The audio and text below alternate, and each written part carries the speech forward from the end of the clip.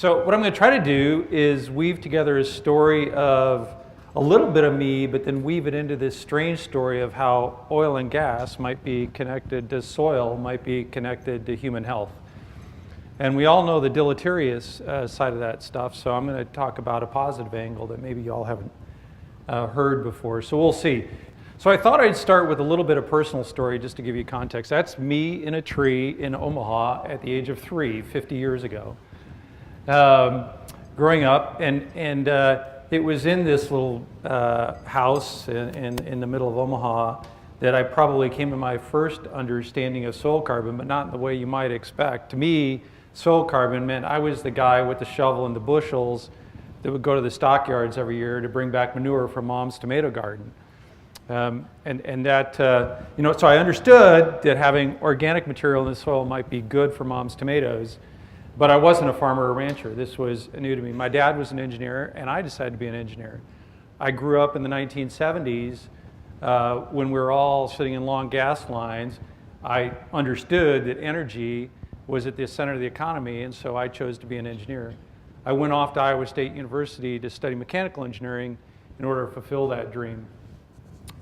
I then went into the energy industry, and I thought, again, trying to weave this stuff together, when I came out of Iowa State University, I really knew nothing about how oil formed in the earth and where it came. But it turns out, in a strange way, it's actually connected to the thing you guys work so hard on here in a couple of different ways. The important elements here are the little gray things that you can probably see a bit at the back, are what we call source rocks. These things are organic, rich layers of earth that were laid down millions of years ago. And after time, temperature, and pressure in the deep earth, they cook, quite literally cook, and expel oil and gas that floats up. That's the little squiggly lines. And it gets trapped in reservoirs where it accumulates, and then along comes an oil and gas company, pokes a hole in it to suck it out. That's the simplest description of the oil industry I can give you.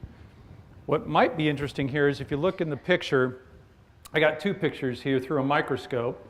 We were talking yesterday at Greg's property how they're learning to look through microscopes at life. On the left is a good oil reservoir. Oil doesn't come in caverns or tanks in the deep earth. It hides inside the tiny little holes between grains of sand that are colored blue in that picture on the left. On the right is a picture of what we call a source rock. A source rock is an organic, rich, sedimentary rock. That's the thing that was buried deep in the earth.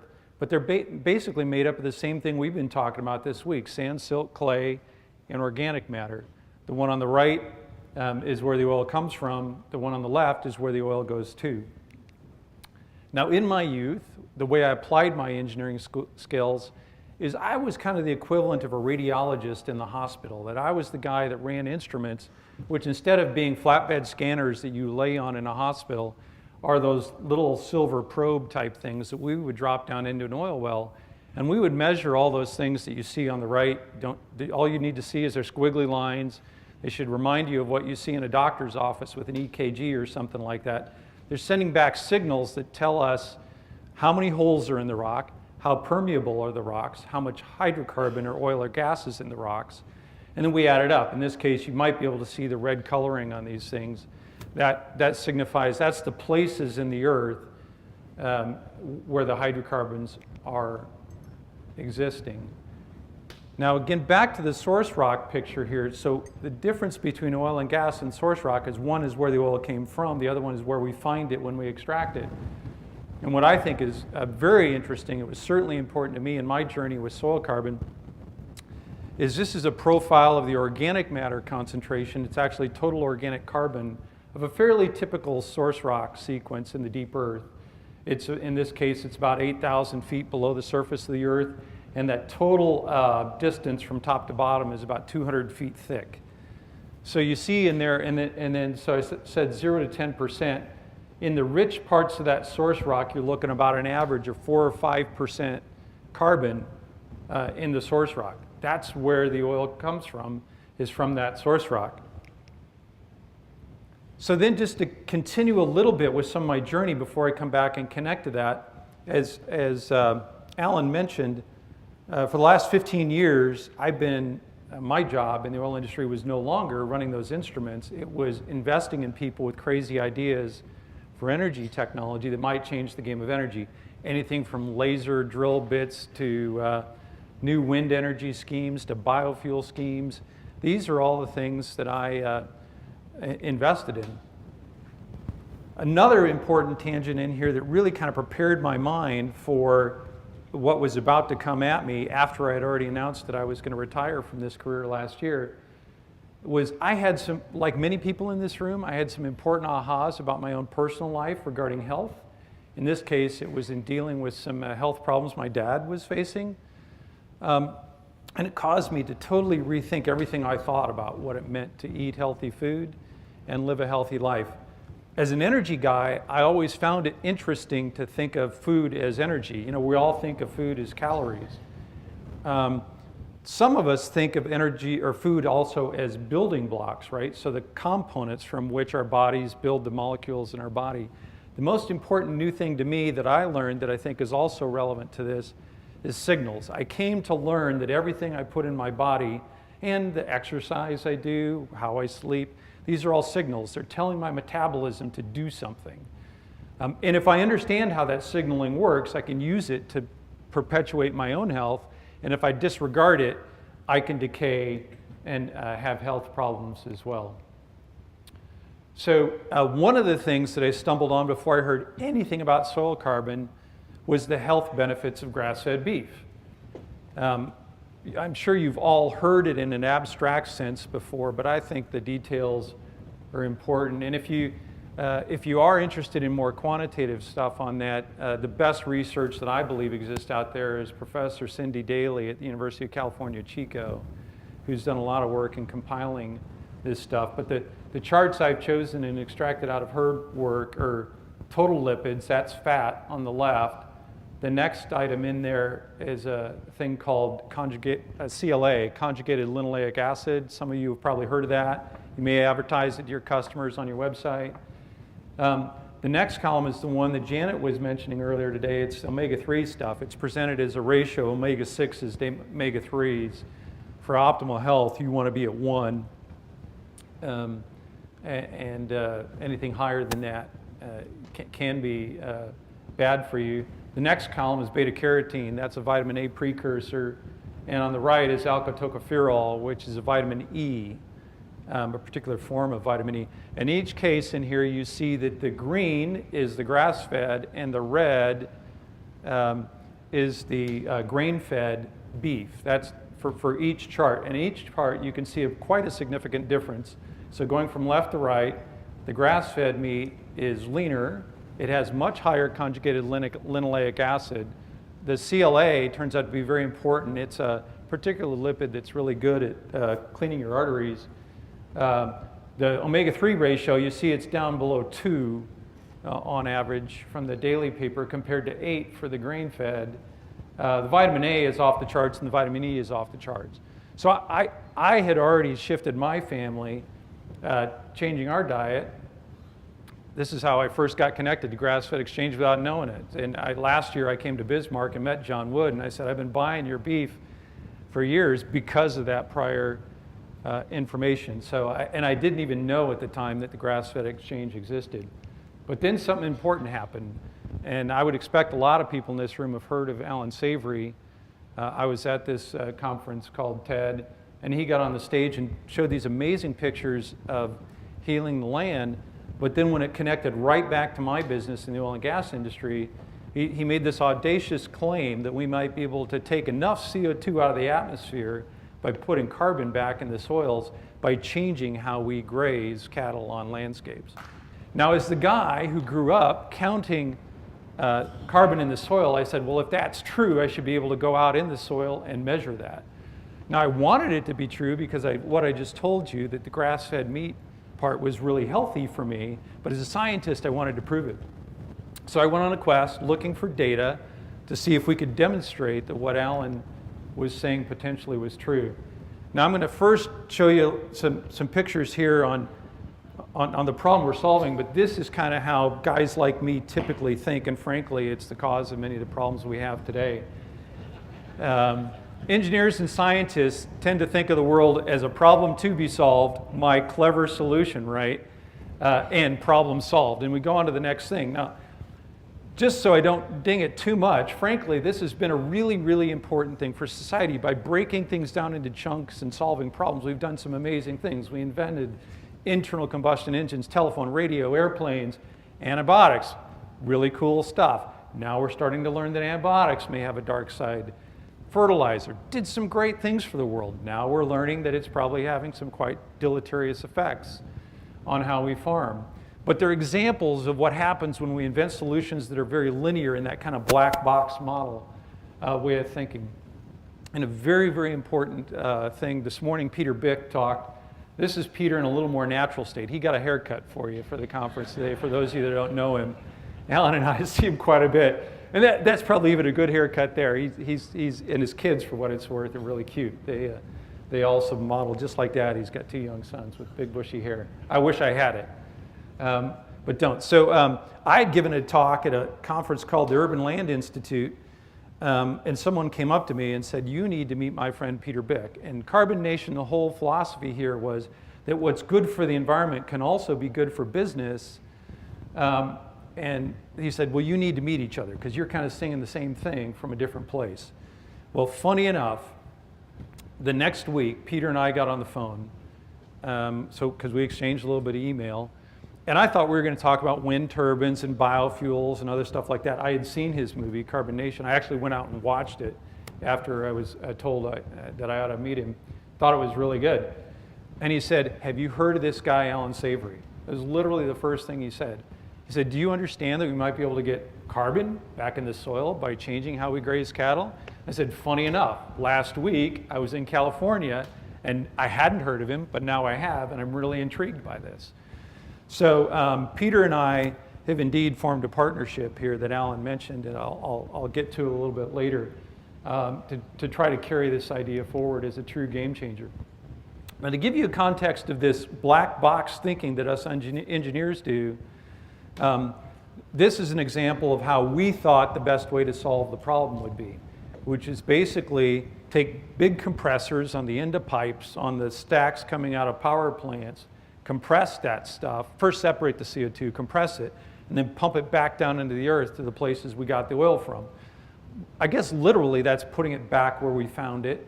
The big difference is we're putting in CO2, we took out hydrocarbons, so something's different going back in. What Peter was basically suggesting to me was that we could do it cheaper by putting it into the soil, but just to give you a sense of what it would mean if we tried to solve the world's problem this way, at our pilot plant in Canada, that was going to be charged with a target disposal rate of 1.2 million tons of CO2 per year. It was going to cost $1.2 billion to build that thing, to do that, most of which was subsidized. If we tried to do that on the entire global CO2 emissions, which is 34 million tons a year, it would take 28,000 plants of that size. And the cost of that would be $38 trillion. That's a really big number. You could graze a lot of cattle for that, for $38 trillion, right? So, but to now connect it to that linear thing, you can see how in the engineer's mindset, this is problem in, solution, problem solved, right? We start with the dinosaur. I'll use that figuratively for the ancient source of biological material. Go to the oil field, put it in a car, it goes in the air with CO2, and we're going to stick it back in the ground. Notice that things aren't connected at the beginning and the end. It's expensive, it doesn't reflect that anyone's thought about the system, and there's no systemic benefits that come from that. And that's, to me, going to be the biggest thing. So now, like I said, I went on this quest looking for soil carbon data, and frankly, there's lots and lots of anecdotes, and there's lots of shallow samples and current samples. Peter Donovan mentioned this morning that he got his first repeat sample here just last fall. But some of the best data I've been able to find so far, on the left, you see the Cullen Size Ranch data. I think Abe showed that this morning. I think Janet showed the picture as well. The gray bars are not the time-lapse thing. They're basically the other side of the fence from the more holistically managed livestock. And the black bars are from the more holistically managed grazing situation. The one on the left, again, because you can't read the numbers from where you're sitting, is over a ½ meter depth, so 1.5 feet roughly. And on the right is over 90 centimeters, so about 3 feet. So over the differential between the gray bars and the black bars on the left is 45 tons of carbon per hectare. And if those of you who have taken notes, I think saw that in Janet's complicated slide. I don't see where Janet is, but I saw 45. There you are. Yeah, it was in your thing as well. So because this is from Christine's data, I actually went back to her raw data sheets in order to make sure we were getting the right accurate number when we did that. But 45 tons of carbon per hectare. A hectare, for those of you that aren't familiar with that, there's 2.47 acres in a hectare. On the right is Richard Teague's research, and Richard was here last year. He's at Texas A&M University, and over a 10-year period comparing ranches in North Texas, he looked at people doing conventional grazing, light grazing, multi-paddock grazing is what he called it, and the differential between the heavy continuous grazers and the multi-paddock grazers amounted to 30 tons of carbon per hectare on average at a landscape scale over this period. So Richard's data was at landscape scale, and it was over broader areas compared to Christine's, which was just across fence lines. But what I like to say from this, now, this afternoon, was it Abe that gave us, or this morning that gave us, I guess early this afternoon, the cautions on averages, right? You know, you can get some really bad things if you go on averages. So we only, in my view, we have two really good scientific data sets here that kind of do fence line comparisons. But let's use them as anecdotally relevant numbers. And I'm going to try to do a few things here to help you understand what they might mean. The first is I'm going to put them in scale. So if I take those numbers and just squeeze them down and put them back next to that chart I showed you earlier, again, 0 to 10% carbon concentration from left to right on both charts. But now I've taken the Christine Jones data and the Richard Teague data and I've squeezed it down so that the depth layers are the same. Hopefully what you can kind of see is that the excursion from the left side of the chart there with carbon concentration is comparable to what you see in the source rock stuff on the left. So it's much thinner than where we took it from, but we're starting to basically rebuild the same processes of putting carbon back in the form that it started with in oil and gas. So, you know, I was thinking of putting a picture of my mom on here going, you know, put it back where you found it, right? But that's basically what we're doing with soil carbon. And it was the first thing for me when I saw this, I said, gosh darn it, what these ranchers are seeing on their farms is the exact same type of stuff I see in the deep earth. It tells me that the natural processes that are governing this are very similar. Now, so now I'm going to take those things and show you some implications of that with a big warning up front. So I'm going to do some gross extrapolations of those numbers and show how they can be related to some things that might be interesting to you. But please don't mistake anything I'm about to say for a scientific claim. So big caution. All right, the first one is, if you pay attention to environmental debates these days, you'll know that the rough amount of CO2 we have in the atmosphere today is 400 parts per million. And most of the scientists agree that where we need to be to keep things manageable is 350 parts per million. So the 400 parts per million is the red bar on the left, and the green bar on the right is 350 parts per million. What I've done is drawn a picture is if we could take just the 30 tons of carbon per hectare that we saw in the Teague ranches, and if we could do that, we could snap our fingers today on every acre of grassland on planet Earth. 10 years from now, we would take 50 parts per million of carbon, CO2, out of the atmosphere. The light gray below it is what would happen if we got that whole 50 tons of carbon per hectare. So what you should see is that if we were able to replicate this at a global scale, then indeed these add up to very, very significant numbers in terms of achieving climate balance. The other thing, and this was a really fun one I just did a couple of weeks ago to try to get a handle on this stuff, went into the Teague data set where he had, for those of you that haven't read Richard Teague's paper and you kind of like this stuff, he not only documented carbon differences, but differences in the bacteria and fungal ratios in the soils, in the grass populations and stuff. So there's all kind of rich data in there. But I took the Teague data on, it included his stocking rate information for the averages in the ranches. So I could figure out how much meat, with a little help from Alan, how much meat likely came off those cattle that were grazing per year on those numbers. And a really surprising thing, roughly it was a 50-to-1 ratio that for every pound of finished retail beef that came off that land, 50 pounds of carbon went into the soil. That's a really big number. So for every 16-ounce ribeye steak that you eat, and if some of you really did good on the other meat tonight, if that cow were grazed in a similar way, leading to the same type of behavior, you'd end up with 50 pounds of carbon in the soil. If you allocate the same amount of carbon for what it's worth to the whole carcass, it's probably closer to 20 pounds, but that's just how you allocate. The other thing that I thought was a little fun was that if you figured out how much CO2 you emit, what would be the equivalent of that 16-ounce steak? And the answer is about 50-mile round trip, an average commute, and a 25-mile per gallon car. So if you ate a 16-ounce ribeye, a little bit heavy, every night when you got home from work, if you lived in the city with the 50-mile commute, you would totally offset the carbon emissions that you emitted on the way to work. Now, some other interesting things that are relevant here, because I think there's some interesting schemes by which direct payments for carbon sequestration can go to land managers. But another equivalent here was, I did the calculations, currently roughly $7 per ton of CO2 is what happens in the marketplace. If that meat were sold in a way that led to an extra 60 cents a pound in your pocket, it would be the same thing as a $7 a ton CO2 price.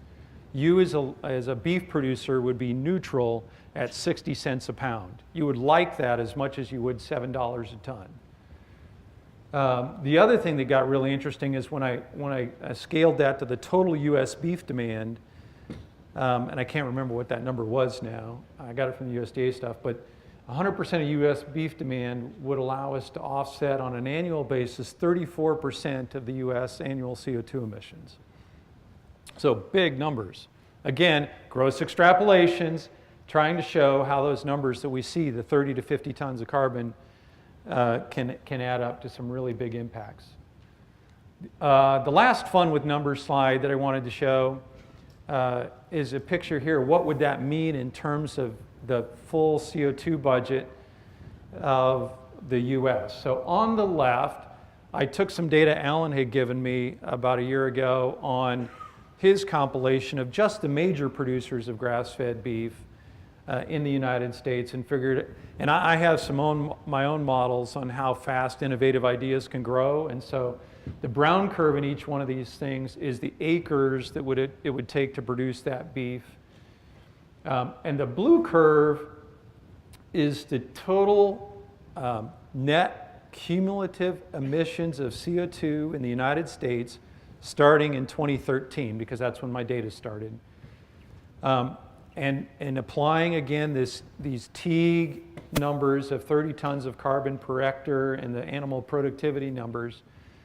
And what you'll see is that the blue line here, you can't see the scale because the numbers are way, way too small for where you're sitting. The left edge of the chart is 2010. The right edge of the chart is 2060, so it's a 50-year chart. You see the blue number kind of top out on the left chart at about 2050, about 10 years before the end. What that means is that if we kind of grew grass-fed beef on the current thing and the current producers that Alan tracks were the only ones doing it, we would sequester enough carbon starting in 2050 that basically the US carbon emissions would start to turn over. We'd start to turn around and go down. What I've done on the right, just to show you an example of how it could be very different, is I doubled that rate. So if we grew the grass-fed beef market twice as fast, how fast could we sequester carbon? You see that what we've got now is a lot more. The brown line comes up much sooner. We reach the 650 million acres of US grazed land by about 2045 or so. And what becomes really interesting there, of course, is you see back at around 2035 to 2040, the net emissions have gone flat and then rapidly start to decline because that soil becomes, now that we have all the US soil actively working to soak up carbon, it soaks up a massive amount of carbon. All right, so trying to pull back some bigger picture implications here. We have some people from California. I met Daryl earlier here. This picture's from this spring. Hopefully you can see that from where you're sitting. In Northern California, major drought year. Aaron Lucic, for some of you that might know Aaron, runs an outfit called Holistic Ag, grazes at the Pepperwood Preserve. It's current, it's relevant, it's here in the US. To me, this was the perfect thing of what Peter talks about in terms of sunlight spills. If you look at that fence line on the left, those sunlight rays, energy, they're falling on that soil, and it's as good as any oil spill. It's all being wasted. It's not doing anything for anybody. So what I've come to think of in my oil man's thinking is on the right is like having an oil pump. Right now we're making the energy system work for us. The big difference is that it's a cow, and in this case, the carbon's going down and the energy's coming up in the form of food. So this is the dynamic I've come to learn. Now to connect it back to the food stuff, what I recognized when I started to realize what was happening in this system, it was the same thing I had learned about nutrition and health for my own benefit. That we have energy coming from the sun. Peter really made that point strongly this morning, is we have to think of this system as an energy system. And then we have these building blocks coming from the air and the soil, the CO2 and the water. And what the cattle and the microbes are doing is they're sending signals, right? They're the ones that are, this is the metabolism that's happening in the soil. And I think that once we start to think of it this way, I've been around the country this year talking to a bunch of people about soil carbon and really started to appreciate that what we're talking about here is just a whole new energy system like Peter talked about this morning. And what we're doing every time, we heard the information here about grazing 30 to 50% of the grass, right? And then that's enough to get the system to regrow real rapidly, but to send out all the stimulants to the roots, to the microbiome around the roots so that it feeds things, is where the cow is sending a signal. It's sending a signal in the system, and that signal is having the effect of maximizing the solar energy production of a given piece of real estate. So strangely enough, I find myself as an oil man who went out in pursuit of energy from Omaha through Iowa to the Gulf Coast of the United States, now recognizing that the energy industry of the future is right here.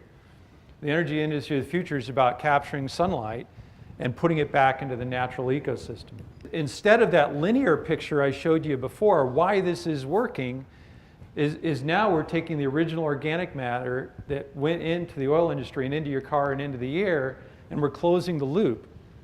We're no longer in this linear thing where there's an input-output thing anymore, and we're getting these systemic benefits. The net result is something that is much, much cheaper. $38 trillion, I don't know what all the ranchers and farmers of the world would do with that, right? I mean, I guess you'd like to have the problem. But it's a much, much cheaper solution because we end up with more productive land. We also learn now that it's good for human health, it's good for economic health. There's multiple good businesses in here, and it's good for ecosystem health, biohabitat, water, et cetera. I think that the big question is, and the big challenge is probably before this organization and all of your colleagues back home, is how do we help this happen faster now? To me, the Grassfed Exchange is the pioneer in that. But one of the projects, and this is part of the project that Alan referred to that we're doing via Arizona State, is trying to think of what things it would take to help this happen faster. Now, the way I currently think of it, at least, is there's three big legs to help this happen faster. One is policy. In the policy arena, we can either remove barriers or we can create incentives. Policy can be really helpful. It can also cause problems. There's a lot of well-intended policies that had counterproductive results, right? So, but there could be some really interesting things that could happen Richard Teague was a part of a small group that testified before Congress just a few weeks ago about getting Congress to change its policies to allow such practices to happen on BLM lands, because current policy doesn't even allow someone to apply these principles on most BLM land in the country.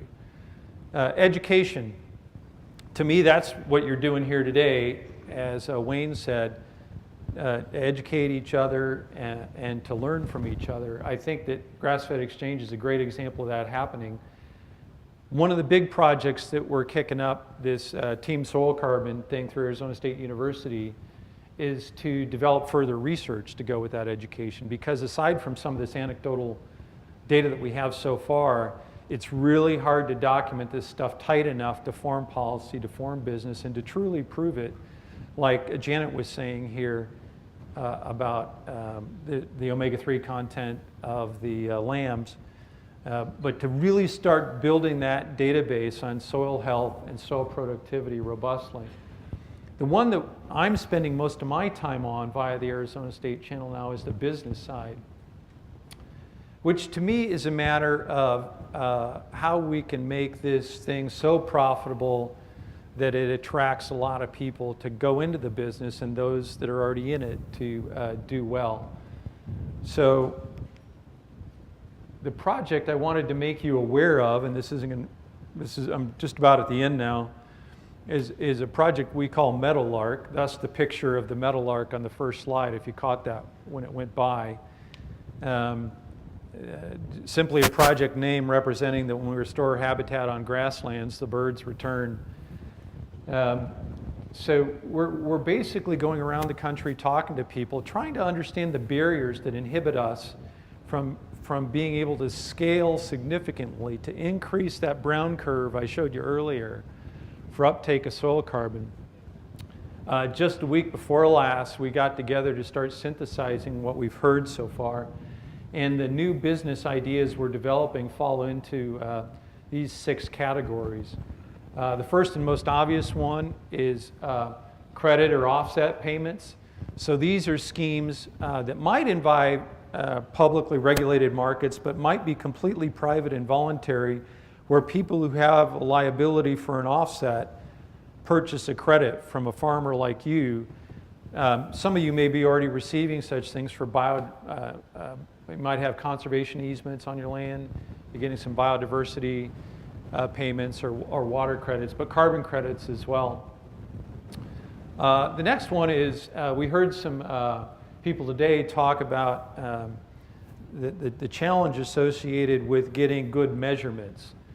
Big data systems, Abe talked about that a little bit. We think that there's a whole array of measurement techniques, equipment, and systems. We've seen a couple of vendors here that it's going to take, that could turn out to be quite significant businesses in this space. The next one in the center there is edutainment. So that's taking the type of film that you saw this morning. Alan, believe it or not, is thinking about turning into a TV producer. He's already sketched out an idea for a TV series that would help educate people about soil carbon, but curriculum for K through 12 schools, for universities, we think would be a real helpful part of this. Financial services. I've heard stories about how current schemes for crop insurance can be quite counterproductive for people that are doing things like cover crops. We've heard things that we think create opportunities for new financial instruments for people who, when they're going through a changeover, might have some increased costs and depressed revenues, so new financing mechanisms for payments that could help finance farmers like you through that transition in a way that you don't have to go to the bank and collateralize your whole farm to go do it. I think one of the interesting one is some interesting value chain plays. I've talked to a few of you this week about that. A lot of you now, met Mr. Harris last night and we heard earlier how he's built an operation on his own farm for slaughter and delivery. Talking to the Strauss folks earlier today, that what they do, but what we hear as we go around is that the capacity of the system from the slaughter and distribution of grass-fed beef is a limiting factor on many grass-fed producers. So can we create businesses there? And then finally, the one that was really, I told Todd, is left the afternoon talk because he mentioned eHarmony, is we think that this age of peer-to-peer networking things creates whole new opportunities for businesses. The two I listed up here are one we called A Soil Like Mine and one that we called Moo Harmony, quite literally. And here we weren't looking to find a wife for Paul. Sorry, Gabe. That wasn't the idea, at least for now. But what we realized that places like Grassfed Exchange are a great place where peers can come and teach and learn from each other. But how do we do that across larger scales? How do we allow you to get in touch with someone else that's exhibiting or struggling with the same problem you are in a way that you don't have to wait for the next conference, and we can do it with more than 300 people at a time? This type of thing has become very successful in the medical field. People with diabetes comparing notes of people facing diabetes, and we think it can be applied to farming and ranching. The Moo Harmony idea is the one, I love, Greg, your story about how you just happened to see the guy who put up the sale, bought the ranch or bought the land, and you went and talked to him personally. But the other big gap that we saw in this space is how do people who want to apply these principles get access to land that other people have? And that's not only things like adjacency, but it's goals, it's personalities. How do you get matched up with landowners that you can work with to achieve mutual goals?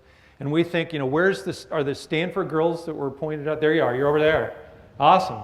So nothing would make me happier than you steal these ideas and go back and share them with friends and do them yourself or encourage other people to do them. But we think that this peer-to-peer networking thing could spawn a whole series of businesses that would be low capital that allow us to educate and scale this stuff much more quickly. So there you go, that's the story. Tried to draw a picture on how the funny little guy from Omaha lived in the city, didn't know what soil carbon was, went into the oil industry, got interested in crazy ideas. The very last one was soil carbon, and got interested in cattle. Now that's a very unlikely path for me, but the most important thing that I think you ought to take away from this evening is, I guess this is preaching quite literally to the choir here, is that hopefully I've helped you understand now that when you eat grass-fed beef, you'll be good for your health, you're good for the wallet, and good for the planet at the same time. And I firmly believe that. I believe this is a really big game changer. So there you go. That's all I had to say this evening. I'll leave that up in case anyone wants to get it later. I realize it's probably too small. My email is simply russ@russconcert.com. You can follow me on Twitter at simply @Russ_Concert. And Peter has this email in the program, but if you just email soil@carbonnation.tv, that's an email that's especially been set up for our Team Soil Carbon via Arizona State University. So with that, I'll take questions.